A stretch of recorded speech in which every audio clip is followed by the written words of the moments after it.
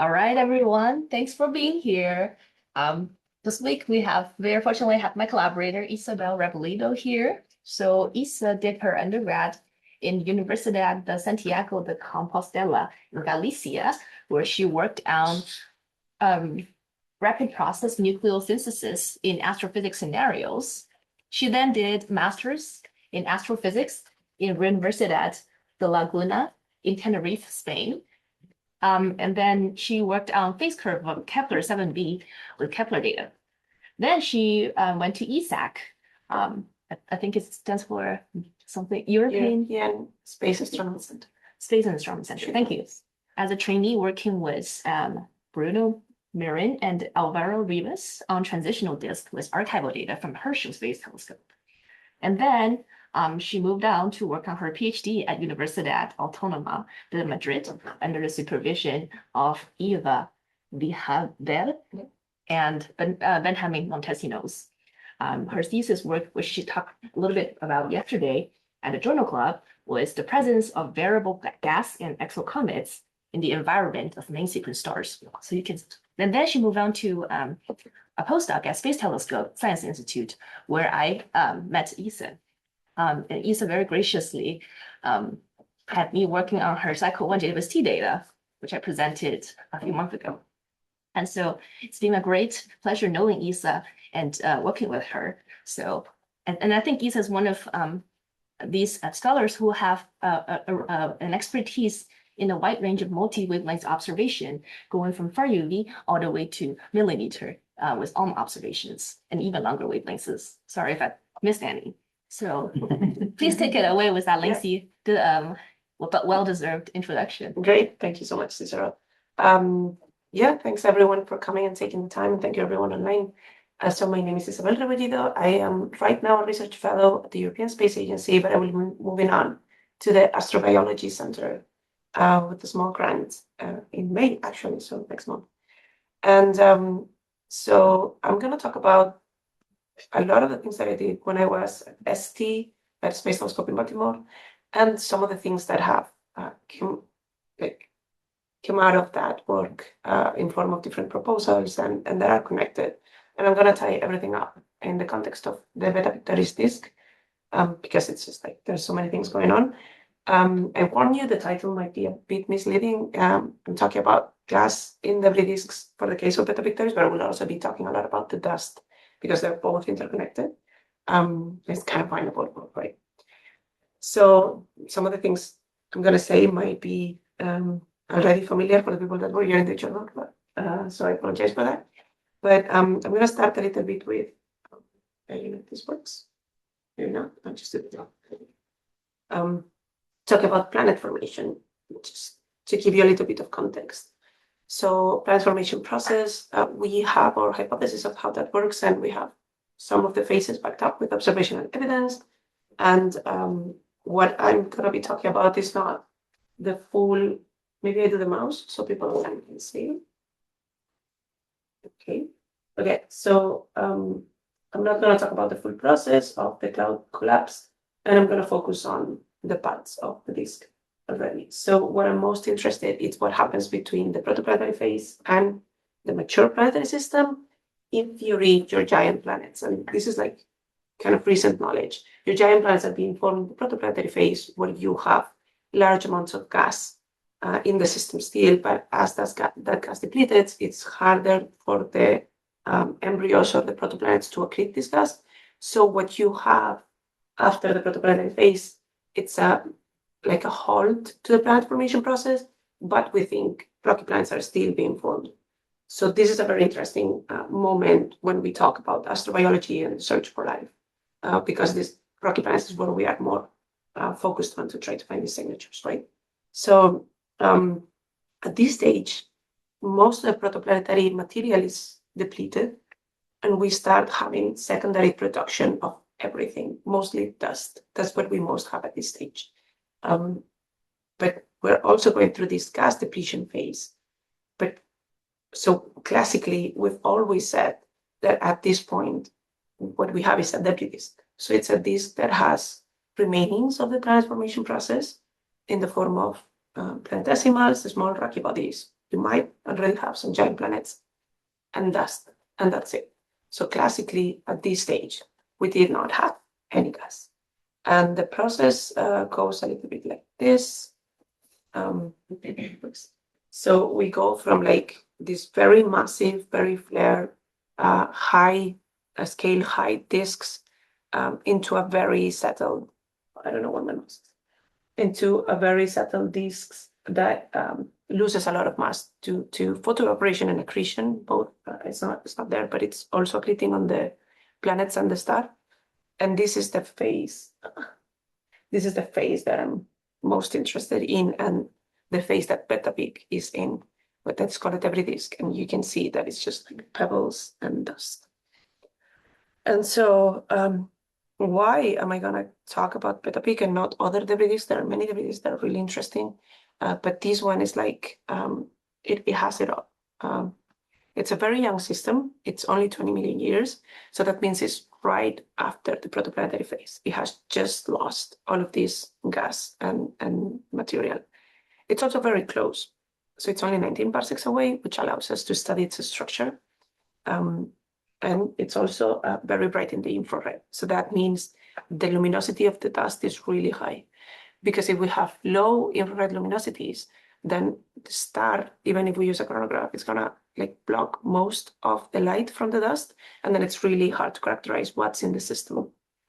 So yeah, it's like the perfect combination of all the things we want in a disk to study. So I said it's a debris disk, and one characteristic of debris disks is that they are optically thin. So that means the light goes through them. That's not the case for protoplanetary disks because the masses are much higher. We have much more material, and it has exocomets as well. And I'm going to use interchangeably the term exocomets for minor bodies. So those are like the main characteristics that are going to follow through the talk. I didn't mention, but this is the very first image. This one is the very first image of a planetary system that we have. It was taken in 1984. This was the same year that IRAS, the infrared telescope, started operating, and when we actually started to see the infrared excesses coming from this dust. And so this image was taken from the ground, from Chile. They just put a chronograph in front of the star, and legend says that you didn't have to integrate to actually see the disk after you put the chronograph, because the disk is so bright. I don't know if that's true, but I like to see.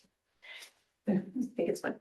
And from this image, you can already see some characteristics of the disk. First of all, that it's really large. The scale is down here, 500 astronomical units. You can see that this is huge. The solar system, for comparison, would fit in just like, I don't know, maybe the chronograph, much smaller, right? And you can already tell that it's not symmetric. So one of the sides is much shorter than the other. And this is going to come back later. Okay, so we're at this stage with Beta Pic, very interesting stage, where we can see inside of the disk, because it's optically thin, we have a lot of minor bodies, and it's gas depleted. That's what the theory says. Like when we started, especially in the 80s, nobody was thinking about gas being in the systems, but the title already gave it away, right? Like there are gas in the systems. And some of the first evidence of gas here in Beta Pictoris and in planetary systems in general were these spectroscopic observations from the 80s as well. This all happened in a couple of years. So a lot of information coming together, right? Of the Beta Pic disk in calcium. So this is a calcium 2K, 3,933 angstroms. And you can see it's very high spectral resolution. And there are two components to this image, to this plot, sorry. People who were here yesterday already know about them. So one is the very broad stellar contribution. Beta Pic is a star that it's edge on, so we can see the rotational velocity in the spectral lines. They're very broadened. And then we have this small contribution here. Because it's not narrow, because it's so narrow, we know it's not from the star. It has to come from the circumstellar disk. So this is gas that it's around the star in a disk. And somebody was smart enough to repeat these observations quite a few times. And we started to see that there was indeed that gas there. Sorry, it goes the other way around my that gas there that we can see from the circumstellar disk. But if you see different dates here, show different profiles in the spectra. And again, people that were here yesterday already know the answer, but these are exocomets. So we have quite a few already in 87. So only 3 years after we took the first image of Beta Pic, we already knew that there were these types of absorptions linked to evaporation of minor bodies. But years and years of data gave us this really great GIF that was made already 10 years ago, but still relevant. You can see on the top, before I started, I'm going to explain, you can see in the top the date. You can see in black, that's the average of all the spectra that are going to show. And in red, it's the spectra corresponding to that date. Again, the very wide photosphere, the narrow stable component, you see that this doesn't vary. And you will see on the sides, on the wings, let's say, of the spectra, how there are variations that correspond to exocomets. And they change every night. There are different widths, different velocities with respect to the radial velocity of the star that it's marked by this line. And they come and go mostly on the red shifted phase, the red shifted side because of the geometry of the system. So all of those are exocomets. This is basically what we think it's happening around Beta Pictoris.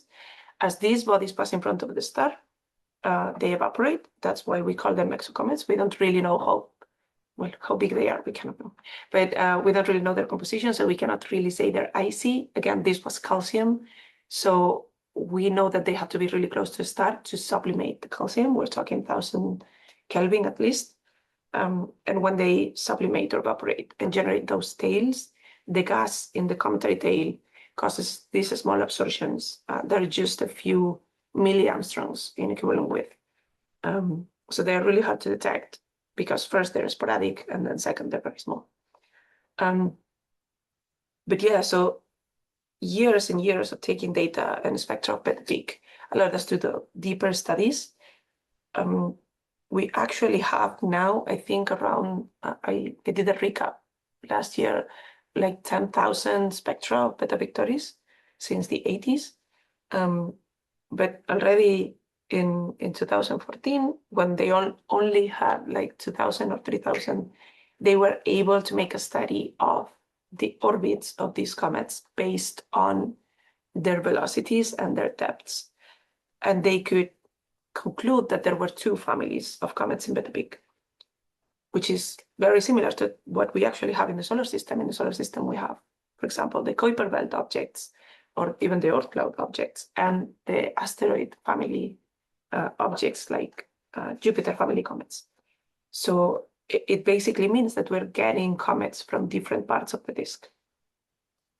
And with the advent of new technologies that were mostly designed to study exoplanets, we were able to inspect the light curve of stars like Beta Pictoris. Beta Pictoris is an A-type star, so we were not expecting to find any transiting planets because 8 stars are really big and planets are really small, so the precision that we need to get a transiting planet would be very high.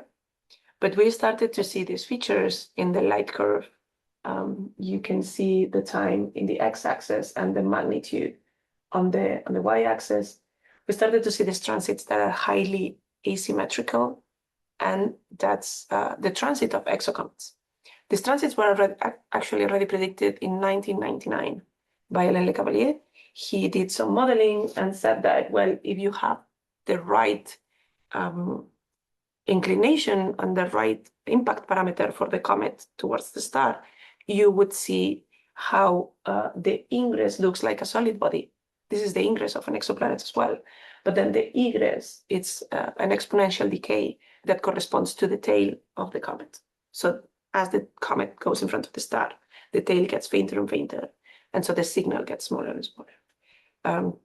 So it has been called a shark fin shape or a saw shape.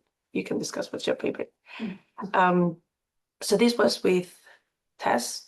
Tess has been going on for a few years already, and they were able to extract a bunch of transits that they could inspect both the depth and the duration. So that gives you information on the size and the distance to a star if you assume some sort of Keplerian motion. And they were able to, for the first time, infer a size distribution of comets in Beta Pictoris. You can see in the plot on my right, on your left, the absorption depth and the number of events for different absorption depths. So that's just how deep the light curve went. And based on that, and assuming some compositions and some evaporation models, you can say what's the size distribution. And here it's compared in the blue dots. The red line is the fit. And all the color lines are different types of bodies in the solar system. So what this plot is telling us is the size distribution of comets in the Beta Pictoris system. It's very similar to the size distribution of bodies in the solar system, which makes total sense that the formation of small bodies, the aggregation of small planetesimals, it's universal, right? It's dependent on the composition of those bodies and not so much the environment. But until this plot, we didn't have any evidence because we couldn't measure them. So yeah, so at this point, I've talked a lot about the comets, but I told you this is a disk, and it's a very interesting disk on its own, besides the exocomet part. And the first Hubble images in the early 2000s of this disk were made with coronagraphy. You can see the coronagraphy is just that black area, showed a very interesting distribution of the dust. And you can see on the top, they called it, I think, a warp in the first papers. You can see that there is like an extension of the disk. It's not perfectly thin. It has a scale height that it's on different directions on one side of the disk and the other side of the disk. So it was called either a warp or a secondary disk. And the first hypotheses were, well, of course, people looked for background stuff, but it would be a crazy alignment, right? Like a crazy coincident alignment. And at this point, they started talking about a planet perturbing the material and throwing it into the orbits of the secondary disk. So you will have the main disk, but most of the material is. Is this compatible with the asymmetry that you mentioned before? I'll get to that. Okay. Yeah, and yeah, so there was a prediction, even with planet mass and location, which, by the way, we also had some predictions just from the exocomets, in case there was a planet perturbing the material and throwing the exocomets towards the star. And this is just Hubble. This is just scatter light image in the optical, but Beta Pic has been observed in many wavelengths. Basically, every telescope that can point at Beta Pic has pointed to Beta Pic. You can see here STIS again with the small warp here and here. You can see the image from NACO, which looks like very symmetrical. As we go to the mid-infrared, we started to see some asymmetries that were more obvious. This is very low, well, this is T-Rex, so this is very low spatial resolution, but still a very interesting result. And ALMA also not only gives us high sensitivity, but also high spatial resolution. So we started again to see that the disk was not symmetric. And then this is all dust, right? But ALMA allows us as well to observe the gas distribution. And there was a huge clump in ALMA. You can see it better here. So people started discussing, okay, what's with that? Why is there a clump here? It's also asymmetric on the same side. This is the southwest side. What is going on? We started to try and make some comparisons with the near infrared as well. And we started to see that there were not only that one clump, but several. So we're not so sure what's going on at this point. Spoiler alert. the gas is inclined with respect to the main disk.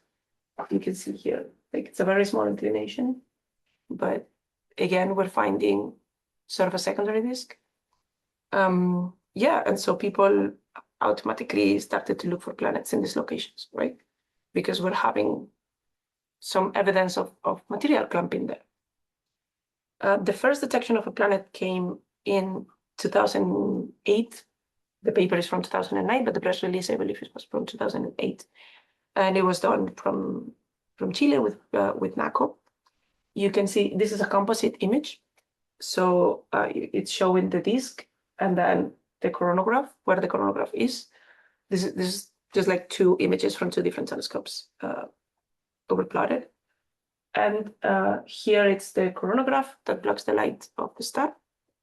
And here is our little planet Beta Pictoris b, which, again, it's misaligned with the main disk.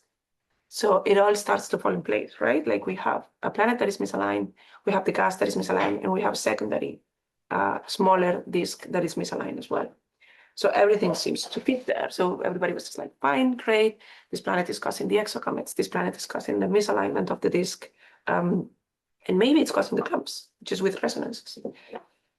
But they found planet C. And so they had to redo all the dynamical calculations and all the modeling to see if planet C fit in all of that. It kind of does. So this is the point where we were at in 2020. This is more or less everything we knew about Beta Pic at this point. Just a recap, it has exocomets, it has dust, it has two dust disks. One of them is aligned with the gas that we see with ALMA, and we also have two planets. One of them, at least, the orbit of C is not very constrained, but the orbit of B is consistent with the gas and the inclined disk. And at this point, James Webb came along, right? December 2021, James Webb was launched, 2020, James Webb was launched. And we got some James Webb data because every telescope we can point at Beta Pic, we point at Beta Pic. And just the first images were already a fantastic Christmas gift. This data came, I think, 2022, December 2022, after the commissioning was done with MIDI. This is the image from MIDI, and this is straight from MAS. This is what you get, no reduction, nothing done to the data. This is just what you get. You can see the coronagraph. Oh, wait, I'm pointing at a different thing. This is the coronagraph, and you see some of the spikes, spectral, the features that the optics of James Webb does. And you can see the huge disk. It's really, really bright in the infrared. And it's already, again, from this plot, sort of asymmetric. There's a lot of artifacts from both the chronographic mask and poor PSF subtraction, because this is automatic. This is just what the automatic pipeline does. And we had three fantastic collaborators, Jens Kammerer and Arin Carter. Jens Kammerer is now at ESO, and Arin Carter is actually at Space Telescope with a permanent position there. They developed a space clip, which is a tool that you can use for high contrast imaging analysis. It was done specifically for planets, but can also work for disks. And then, because it was done for planets, Kellen Lawson, who's still in Baltimore as well, but in Washington, he developed a tool for MCRDI, so Monte Carlo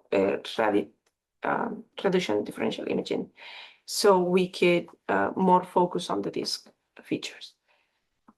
So this is what we start from. This is the image with the first reduction from Space Clip, where I'm going to be showing most of the time the 23 micron images, but we also have 15 micron. So this is the initial, and then I'm going to blink Kellen Lawson's magic, where he did a fantastic deconvolution of the extended PSF, of the standard optical artifacts that the telescope does. And you can see that we're still getting a lot of weird stuff. So the disk looks asymmetric again, like maybe it's a bit standard on the north and maybe not as much on the south, but it looks brighter on the south, which is consistent with that asymmetry that we were seeing. But there are a lot of things going on. And we were like, okay, we're still getting a lot of artifacts. What's going on, right?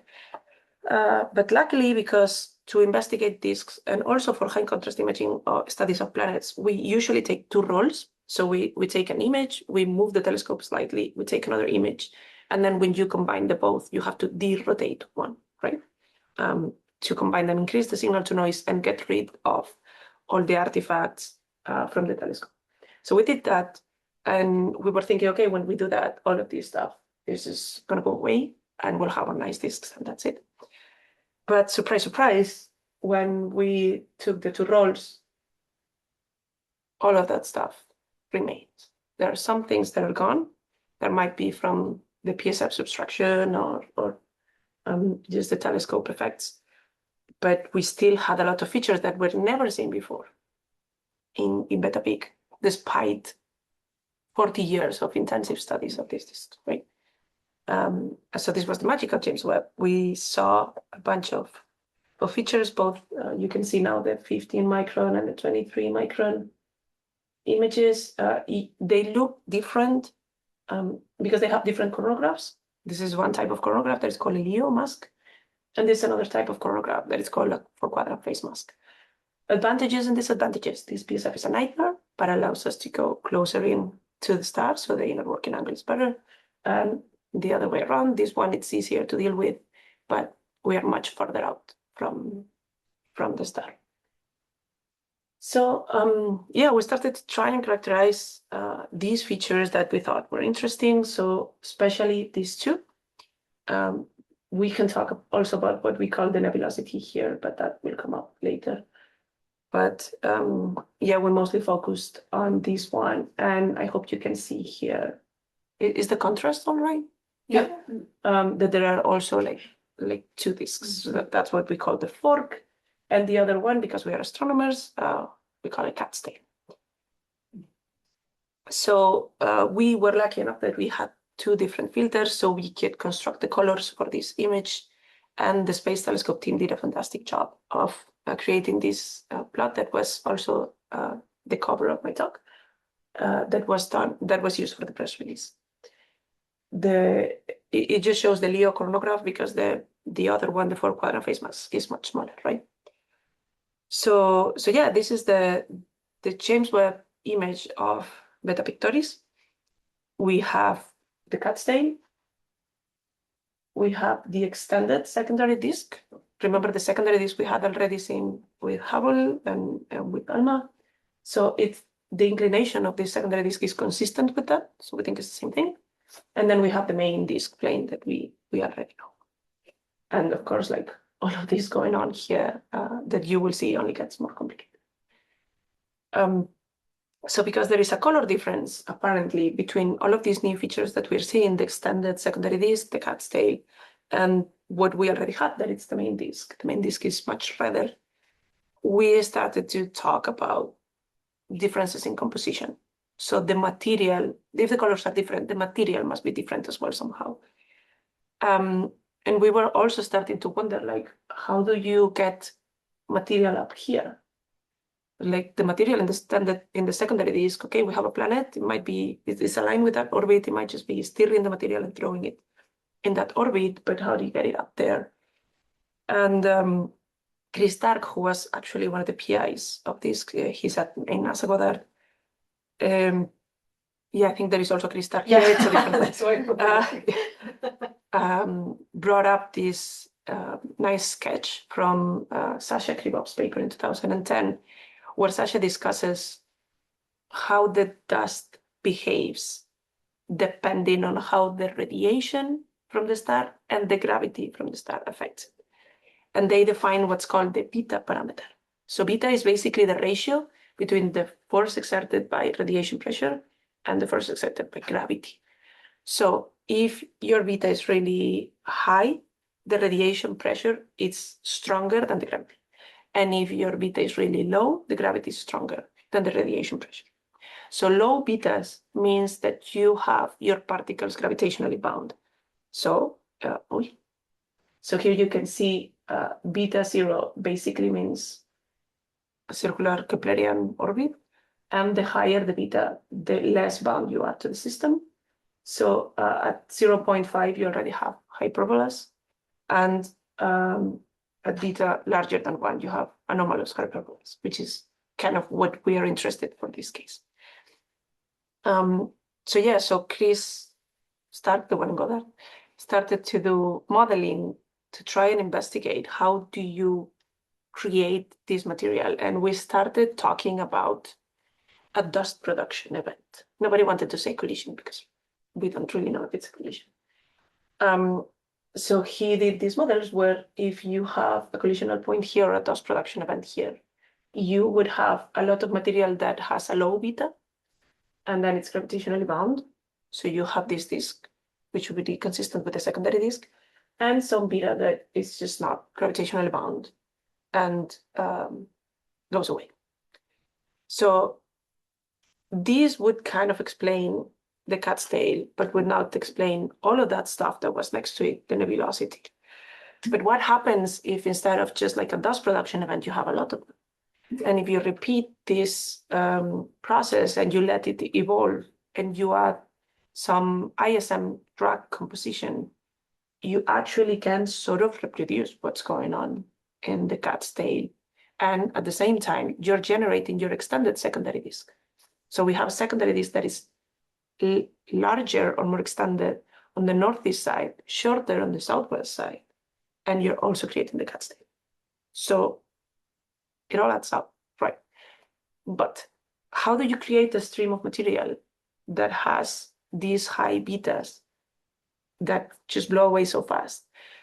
And usually the answer for this is the size. Smaller grains are more affected by radiation, and so they're blown out faster. But it was kind of tricky to also explain the color difference.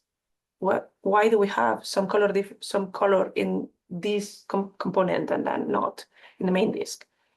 And so we started to discuss the possible compositions of the cat's tail. So we want to have a lot of unbound grains. I'll talk about this plot first, the one in yellow. You need to have a lot of unbound grains and some, but not a lot of bound. You can see here the beta parameter versus the grain size of the particles. And so different colors are different compositions and different line styles are different porosity levels. So solid line, it's highly porous, 90% vacuum, 95% vacuum, and dotted lines are 0% vacuum, so they're very solid, they're very dense. And then we can see from this plot that the organic in blue, I hope everybody can see colors, and the carbon in black are the ones that are most unbound. So yeah, we're starting to get somewhere. So we're thinking that one of the things that we have in this cat's tail secondary disk is mostly carbonaceous somehow, and organic molecules. So not so much silicates, which we know we have in the main disk. Cicero actually has a really nice paper about the silicates in the main disk of Beta Pic. So if we move to the other plot, we can start talking about colors. Okay, these are our two filters, the 15 micron and the 23 micron shaded in gray. And now we have wavelength versus flux. So different compositions and different porosities. And this is also grain size distribution, will show different colors. And all of them show a much redder color. If you see, they're brighter in 23 than they are in 15, except for this blue curve here that represents the organic material. So the organic material is actually a tiny bit darker in red and a tiny bit brighter in blue. So that's the material. That's how we found which type of material we were having. But you can see that, yeah, there are some also possibilities with the silicates, but then the color difference, even though would not be as red as what we think the main disk is made of, it will still be red.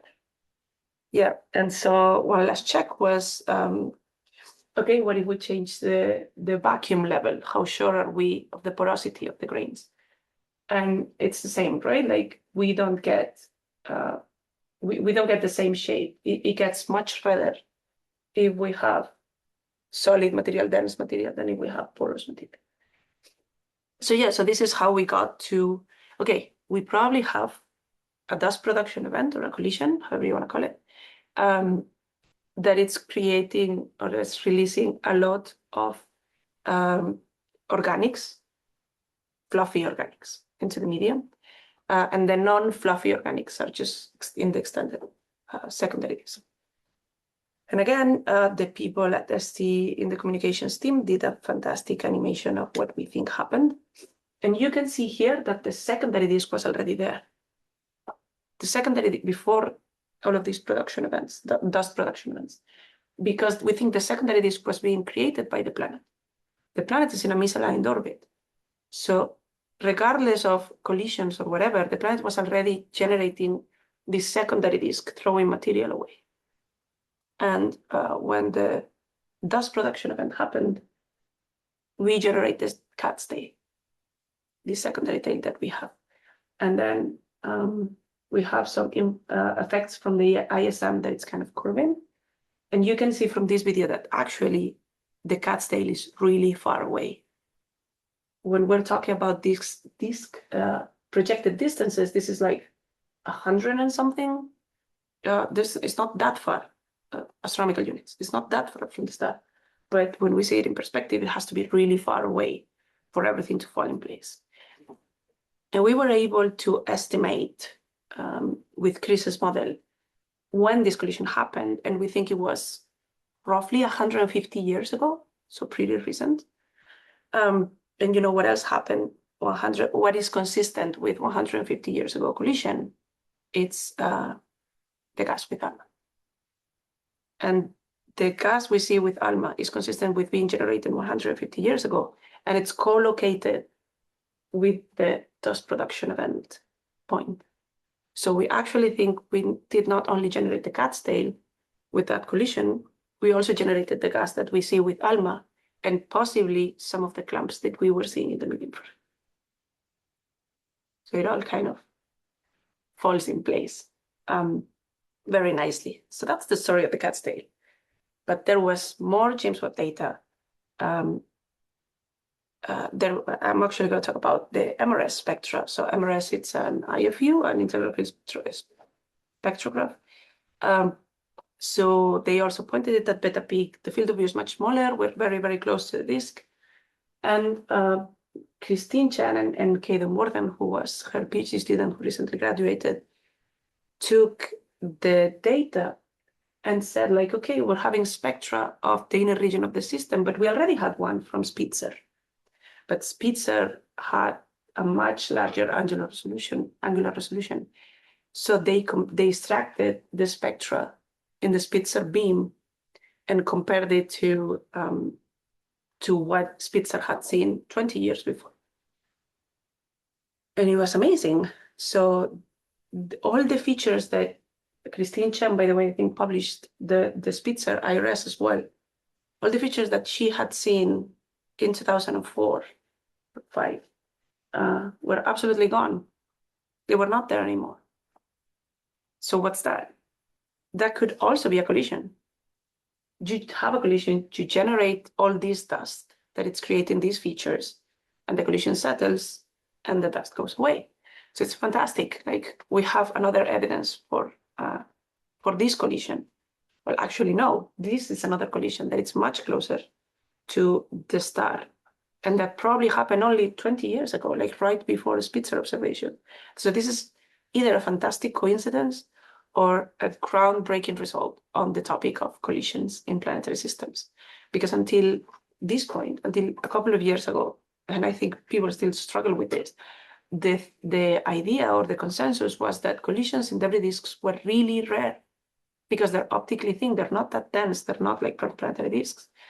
So with these results, we had to start changing, let's say, our idea of of what happens in the disk or how planetary systems evolve when they reach this stage. So all of this I was saying is kind of consistent with previous observations with the dust clumps that we see, but probably this new collision was actually held much, much closer to the star, and we don't see it because we have coronagraphs. So it will be really tricky to get imaging and try and see if there are clumps in there caused by this collision that we see in Spitzer. And there is something else that we see with MIDI, that there is argon too. So argon, it's a very hard element to ionize, but it was found in the same data set, and you can see it's actually extended. And we don't know yet. We don't have a good explanation of what's going on with this argon, how it got there. Some crazy theories is that maybe Beta Pictoris has a corona, and then we have to throw all our stellar formation and evolution models to its trash, because it's an A-type star, it shouldn't. Or it could be linked to this collision that we see with Spitzer. And if you look at this side of the plot closely, you can see that there is a small asymmetry here that is not on the other side, but that's the planet B that we serendipitously kind of caught. And Caden was actually, if you want to check it out, I just don't have time to talk about all this stuff, but Caden actually has some extraction of the spectra of the planet as well. Okay. I think 60% of this image are not Yeah. done. Okay, great. Okay, I'm close to finishing. Yeah, so I thought that since I'm here and we're talking about this, I would show what's to come. We're working on cycle 3 MIDI MRS data. I did the no picture, but I think it's fine because it was presented already at a couple of conferences. So what we have with the MRS, because the field of view is much smaller than with imaging, we just pointed at the cat stain, and you can see it here at different wavelengths. Where we see the best is around 17 microns here, but this allows us to extract the spectra from the cat stain. And so what we not only extracted one spectra, but we can also like spatially resolve it, right? So we extracted the spectra at different locations from the star to test if our hypothesis of the composition being different and the distance to star, etc., was working or was consistent with the data. And it seems that it is. It might not look like much, but not only the flux is different at different locations, but you can also see that the slope is different at different locations. So that means the temperature of the dust is different. We unfortunately didn't see any clear features. You can see it better here, maybe. Yeah, this is the different black body fits that we did to the data. They all have slightly different temperatures. The ones that are closer to the star, they are brighter, but they're also hotter. And the ones that are further out are fainter and cooler. Yeah, there is no obvious features that would tell us what's the composition of the material there. So there's no clear evidence of organics yet. Yeah. So do you think the bottom several curves around 7.5 microns to the Yeah. left side of the plot, those Yeah. are features? Yeah, we had a discussion about that, and we're not sure yet. But yeah, if those were features, we wouldn't know really what they are, because the organics features that we were expecting were around 8 microns mostly, and that's like sort of like in the right place, but not exactly. So it's slightly tricky. Well, we've been discussing about this spectrum for a while. We actually had the data from like a year, and it took forever just to do the reduction and extract this. And it gets more complicated because along with the MRS, we got some imaging, and yeah, we just don't know what to do with all of this. Some of these are just artifacts from the telescope, right? Like these ones are very clearly artifacts, and this one's here, but not this. And we're suddenly seeing a feature that goes up hundreds or thousands of astronomical units, that it's much larger than the cat stain. And now we need to generate new collision models and new hypotheses to try explain that. And actually, Katie Krotz, who's a postdoc at the Space Telescope, is working on this, and she has some really, really cool results that I think she presented a little bit at the Spirit of Leo conference. But yeah, we're working on this. It's just a lot going on. And do I have 5 more minutes? Yeah?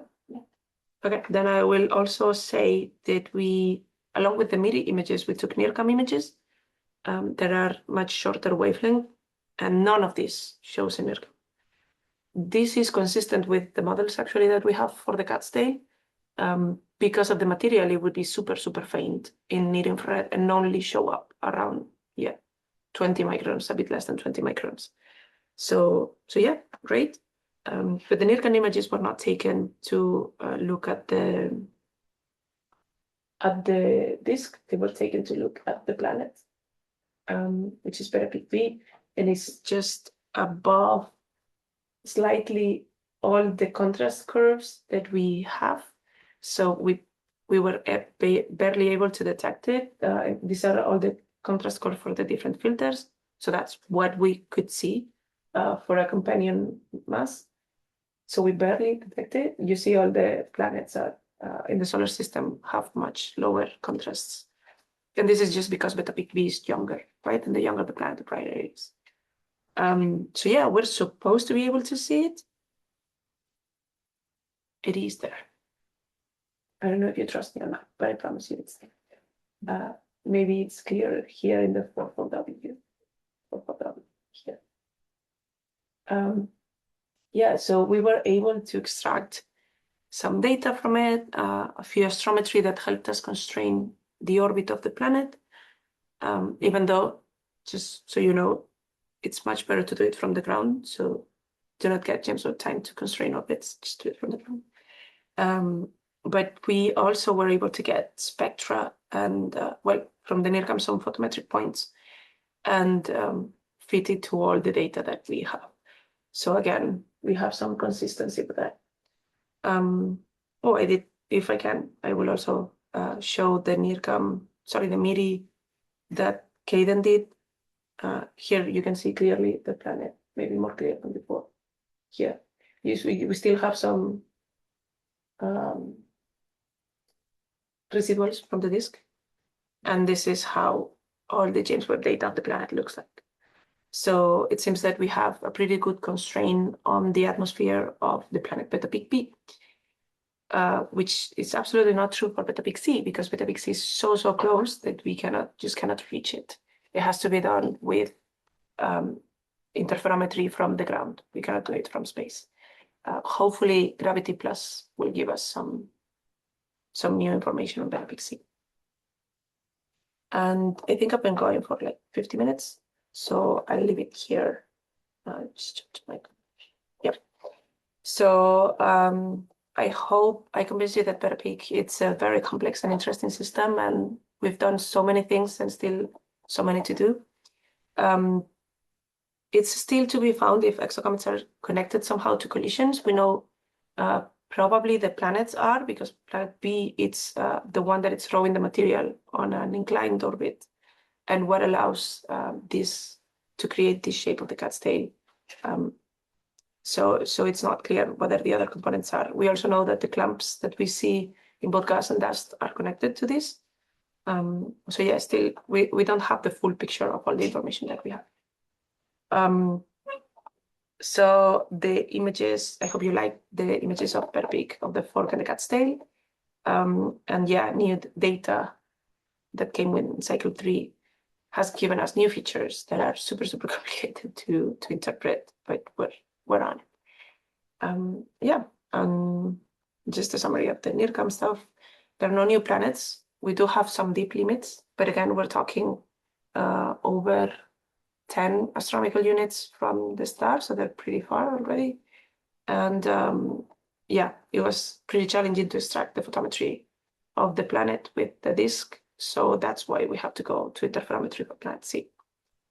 And there are some more results coming, not only those that I said about the cycle 3 data with MIRI, but Sarah Betty, it says 2025, it's 2026 now. This paper should have come out already. I think it's already accepted. That showed some spectra with this very big. And it's great results. It has just been had, I think. Hopefully else. And that's it. That will be that. Next.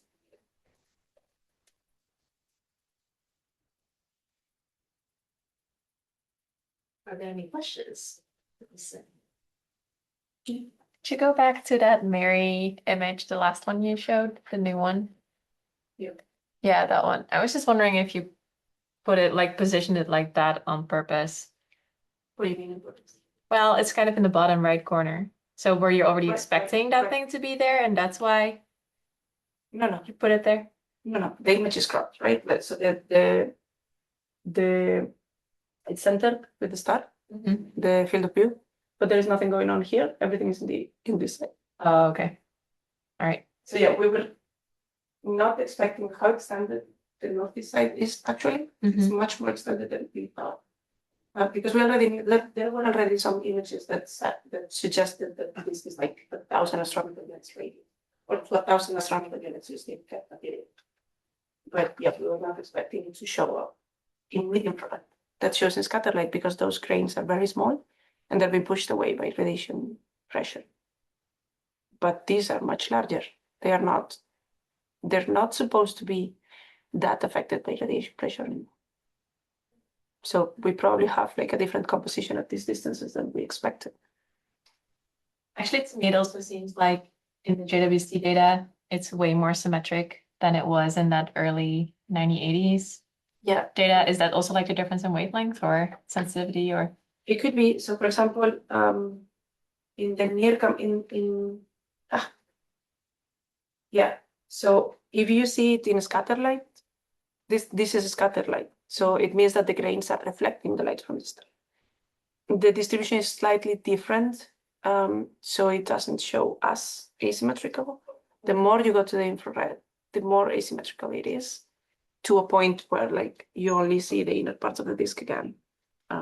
So yeah, in ALMA it doesn't look that asymmetric. It just looks asymmetric in flux, but not in shape. I hope that sort of answers. Yeah, thank you. Yeah. It's all connected to the dust distribution and how the dust distribution, the size dust distribution is located in the disk. And the cattails is in the shorter part of the disk, right? Like, Yeah, in the southwest Yeah. side. Yeah, because then the extended disk is to the northeast. so in the image you showed at the beginning, the very old one, which filter was that? Was it? Oh, I don't red? remember what. The one that you showed taken No, from it's Chile not or this one. something, like a long time ago. Sorry. 1984 or something. Yeah. I think. Yeah. So that That's- one. I think that's infrared, but I don't remember the wavelength. So the cattails will be like in the south. It would be here. It's in the. Okay. Oh, wait. Oh. No, I'm sorry. I'm pointing at a different. Sorry. Okay. Here. Okay. Yeah, it's just my computer have a different view.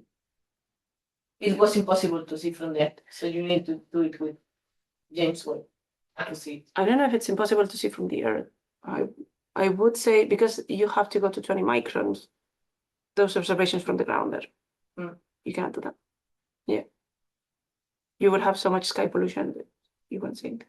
So do you think the overdensity you saw from gas and dust was the one that was producing the cattail? It was generated at the same moment. So it's the same event that generated it. Yeah, so what the heck?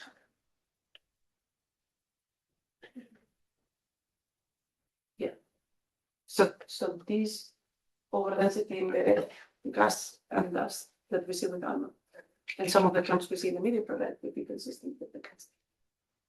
And all the planets are inside the coronagraph? Okay.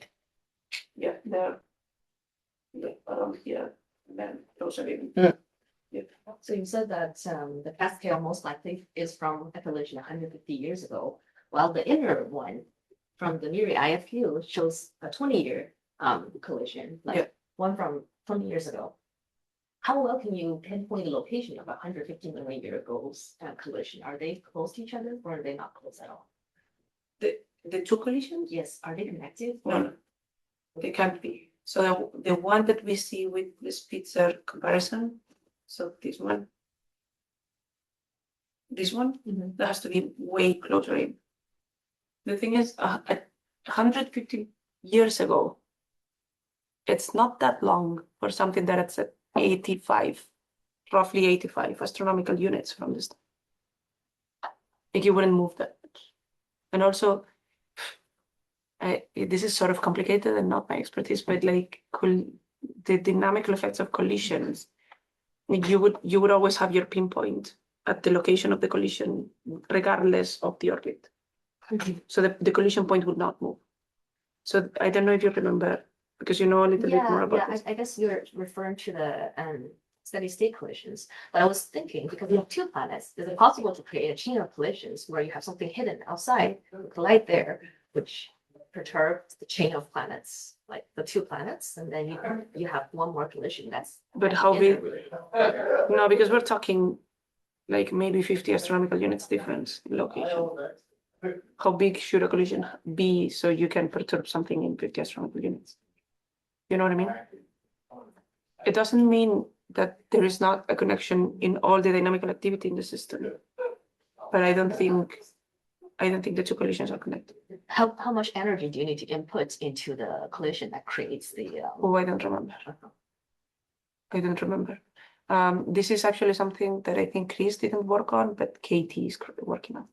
So for the next imaging paper, I think that would be, because she's doing more physical models. A lot of Chris's models were not so physical. We actually had some issues trying to estimate the mass of the colliders, which is also super uncertain, right? But yeah, it is really tricky to do these models.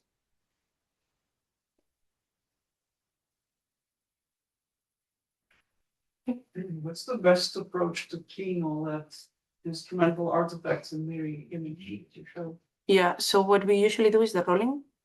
And with the rolls, you can see if there are any instrumental artifacts showing up, that it's within the optics of the telescope, right? Everything that it's maintained in the two rolls, it has to be astrophysical. And you have several of these? We usually have two.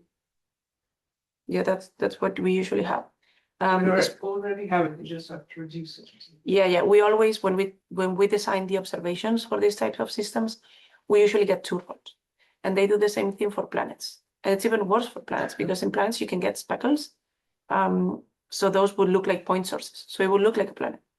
So if you only have one roll, it's really hard to say. And there are other problems, right? Like, what if it's a background galaxy or whatever? But at least the instrumental stuff, with two rolls, you get rid of. And then, for disks, it's very important to do deconvolution, because the PSF, just the optics of the telescope, will introduce so many artifacts and can even affect the colors. So if you measure the colors before you do the deconvolution, you might be getting, instrumental effects in there. I have one last question. Yeah. Because of the time. So you said, did you measure the cut, how far from the Beta Pic system was the cut tails and Yeah. how width? So like the width of the. So the projection, the projected image is only like 100 something astronomical units. Mm. So when we were checking the color of the cat's tail, it was not consistent with that distance, just the thermal heating from the radiation. So then we modeled that it should be actually like sort of like 1,000 astronomical units long, close to 1,000. And the height from the disk is not that much, it's only 5 degrees. It's the same from the main disk. It's the same inclination, more or less, as the secondary disk. It just happens that it's like so long that the perspective makes it look like 45 degrees. And then that you're also at some point, you're so far from the star that you're starting to get some drag from ISM. and then it looks curved. Mm. But there's we had to do a big puzzle to make everything look.